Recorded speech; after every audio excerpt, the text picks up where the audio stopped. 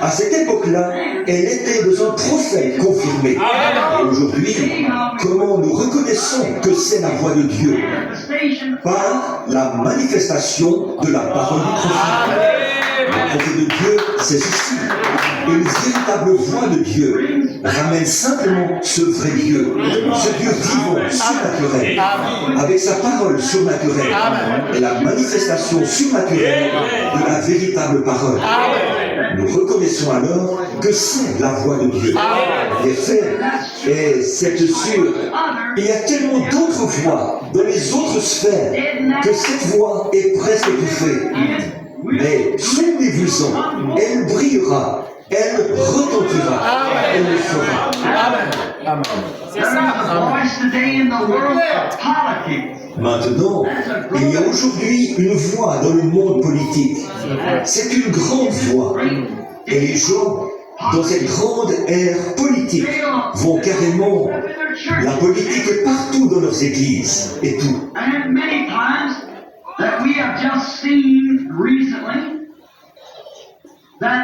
Souvent, et c'est ce que nous avons vu récemment, la voix de la politique résonne en fait plus fort que la voix de Dieu dans les églises. Sinon, le peuple américain n'aurait jamais fait ce qu'il vient de faire. Vous voyez, il ne l'aurait jamais fait.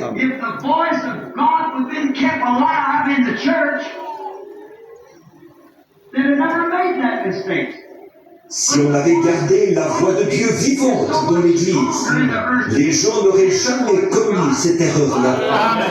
Mais sur la terre aujourd'hui, la voix de la politique résonne tellement plus fort que la voix de Dieu, au point que les gens ont vendu le roi d'aînesse chrétien pour un plat de popularité, d'instruction et de pouvoir politique. Que c'est honteux ce que nous voyons là, le fondement même, ce sur quoi notre nation a été fondée. Voilà que les gens ont fait volte-face. Ils ont voté la chose même qui nous avait amené à quitter notre pays.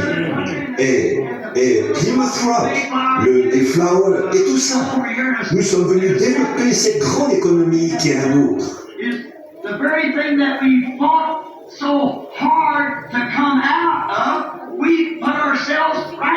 Et la chose même dont nous étions sortis au prix de tant de luttes, d'un coup, nous sommes retournés nous mettre sous son grappin.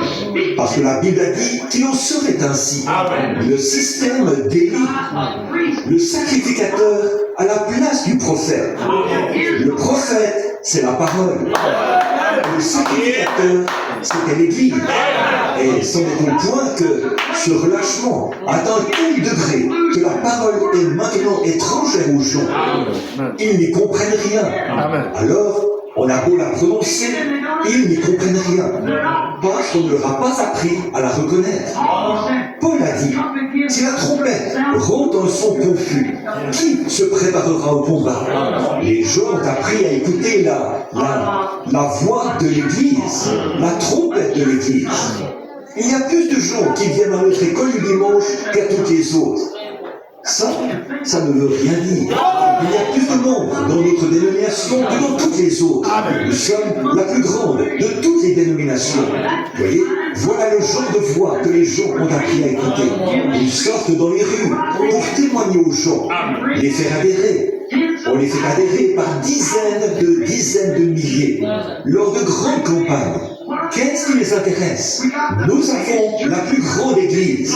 Nous avons la plus grande assemblée.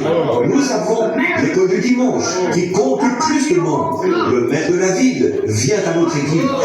Tout ça, c'est peut-être bien. Mais si cette même église n'a pas appris à reconnaître la voix de Dieu, la trompette de l'évangile, alors, ça sert à quoi?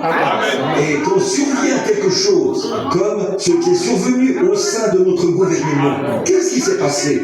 L'Église, comme elle ne connaissait pas la voix de la trompette, elle n'a pas su quoi faire. Devant les grandes promesses de prospérité et l'entrée en scène d'un géant intellectuel, les gens ont foncé tête baissée. La chose même que la Bible avait prédite. Voilà, ils l'ont implanté. Vous voyez, c'est une voie politique.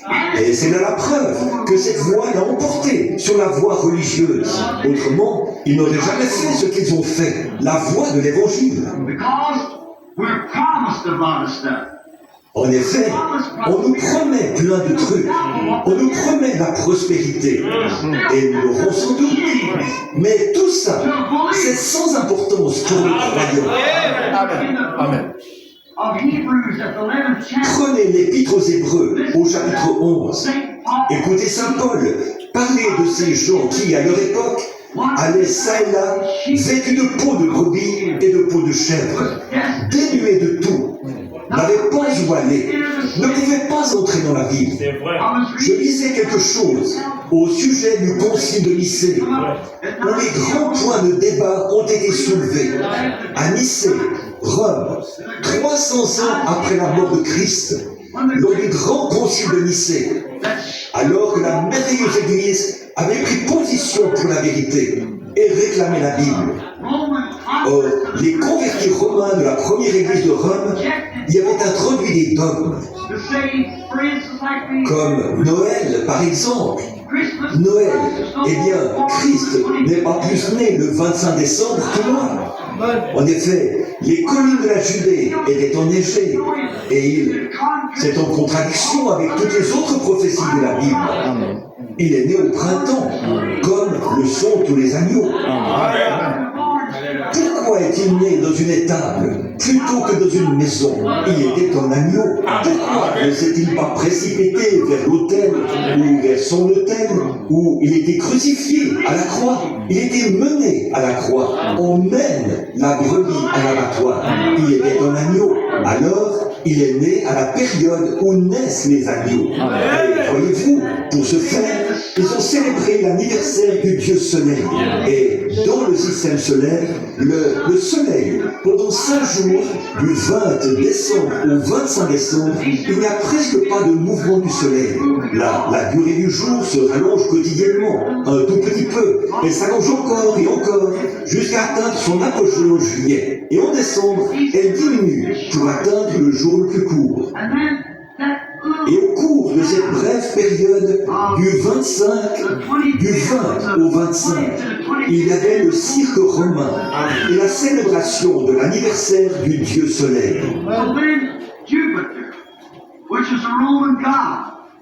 And then Donc, c'était Jupiter, un dieu romain.